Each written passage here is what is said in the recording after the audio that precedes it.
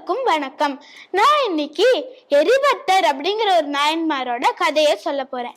திருச்சிற்றம்பலம், சிவசிதம்பரம், தென்னாடுடைய சிவனே போற்றி, எந்நாட்டவர்க்கும் இறைவா போற்றி. கருவூர், அதாவது நம்ம இப்ப கரூர்னு சொல்ற மாவட்டத்தை புகழ்ச்சோழன் அப்படின்னு ஒரு ராஜா ஆண்டுட்டு வந்தாராம். அந்த ஊர்லயே திரு ஆநிலை அப்படின்னு ஒரு சிவன் கோயில் இருந்ததாம். அதே ஊர்ல எரிபத்தர் அப்படின்னு ஒரு சிவபக்தர் இருந்தாராம். அவர் எப்படி சிவத்தொண்டு செய்வார்னா, சிவனடியார்களுக்கு துன்பங்கள் வரக்கூடாது, அப்படியே வந்தா அது யாரால வருதோ அவரை அவரோட மழு பரசு அப்படிங்கிற ஆயுதத்தை வச்சு அவரை கொன்றுவார். அதே ஊர்ல சிவகாமி ஆண்டாள் அப்படின்னு ஒரு சிவனடியார் இருந்தாராம். அவர் தினம் அந்த திரு ஆநிலை கோவிலுக்கு போவாராம். அது எப்படி போவாராம், விடிகாலையில எழுந்து அமராவதி நதியில குளிச்சுட்டு நந்தவனத்துல இருந்து பூக்கள் எல்லாம் பறிச்சு அதை மாலையாக்கி ஒரு கூடையில போட்டு கோயிலுக்கு போய் அதை சிவபெருமானுக்கு சமர்ப்பிச்சு பூஜையும் செஞ்சு வந்துட்டு இருந்தாராம். இப்படியே நடந்துட்டு இருந்தது. ஒரு நாளைக்கு ராஜாவோட பட்டத்தியான அமராவதி நதியில குளிச்சுட்டு கோயிலுக்கு வந்துட்டு இருந்ததாம். வர வழியில திடீர்னு அதுக்கு மதம் பிடிச்சிருத்தான். தெருவுல அங்கேயும் இங்கேயும் ஓடுனதான், நிறைய சேதப்படுத்தினதான், நிறைய பேருக்கு பலத்த காயம் கூட பட்டதாம். இதெல்லாம் தெரியாம சிவகாமி ஆண்டாள்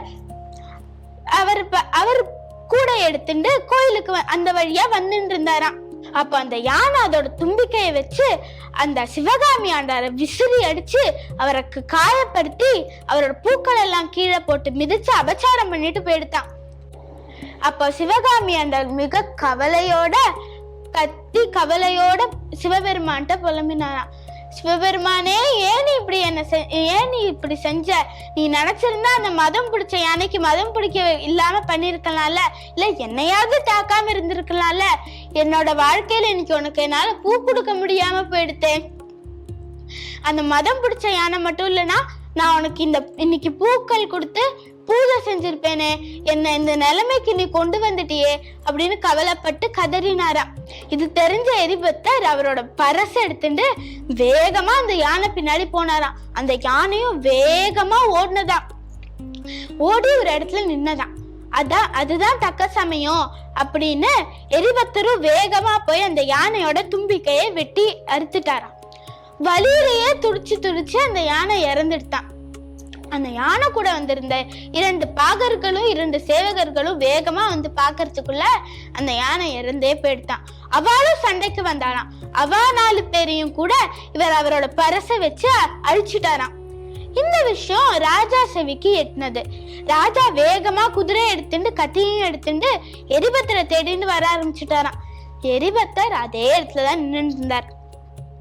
அவர் வேகமா ராஜா வந்து, ஏன் நீ என்னோட சேவகர்களையும் என்னோட பட்டத்து யானையும் கொன்ன அப்படின்னு கோபத்தோட கேட்டாராம். எரிபத்தர் பொறுமையா நடந்தது எல்லாத்தையும் சொன்னாராம். உடனே ராஜா துடிச்சு போயிட்டாராம். என்னது, என்னோட பட்டத்து யானை ஒரு சிவனடியார தூக்கி விசிறி அடிச்சதா? அந்த யானை மிகப்பெரிய பாவம் பண்ணிருக்கு. அந்த யானை அதனால இறந்து போயிடுச்சு. அந்த யானையோட முதலாளி நான் தான். என்னதான் இனிமே அந்த பாவம் வந்து சேரும், என்னையும் நீங்க கொன்றுங்கோ அப்படின்னு கத்திய கீழே போட்டு மண்டிட்டு தலையை குனிஞ்சுட்டாராம்.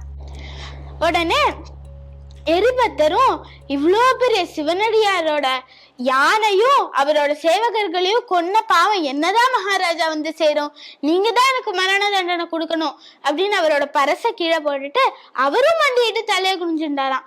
2 பேரும் இப்படி மண்டிட்டு இருக்கும் போது சிவனே பிரத்யட்சமாயிட்டாராம். எரிபத்தா, புகழ்ச்சோழா, உங்க 2 பேரோட பக்தியையும் யாமெச்சினோம். உங்க பக்தி இந்த உலகத்துக்கு தெரிவிக்கிறதுக்காக தான் இந்த திருவிளையாடலை நான் செஞ்சேன். கடைசி வரைக்கும் நீங்க எனக்கு பூஜைகள்லாம் செஞ்சு கடைசியில என்ன வந்து அடைவீர்கள் அப்படின்னு சொல்லி மறைஞ்சிட்டாராம். அதே மாதிரி எரிபத்தரும் புகழ்ச்சோழனும் சிவபெருமானுக்கு தொண்டு செஞ்சு சிவபெருமானே போய் அடைஞ்சிட்டாராம். இதுல இருந்து நம்மளுக்கு என்ன தெரியறது? சிவபெருமானுக்கு நேரடியா பக்தி செலுத்தணும்னு ஒன்னும் அவசியம் இல்ல. பெரிய பெரிய பூஜைகள் ஹோமங்கள்லாம் செய்ய வேணும்னு அவசியம் இல்ல. சிவனடியார்களுக்கு அடியாரா இருந்தாலே சிவபெருமானோட பூர்ண கட்டாட்சம் நம்மளுக்கு கிடைக்கும். இவரோட குரு பூஜைய நம்ம மாசி மாசம் ஹஸ்த நட்சத்திரத்துல இன்னும் கொண்டாடிட்டு இருக்கோம். அடுத்த தடவை நம்ம இன்னொரு நாயன்மாரோட கதையை பார்க்கலாம். திருச்சிற்றம்பலம். சிவ சிதம்பரம். தென்னாடுடைய சிவனே போற்றி.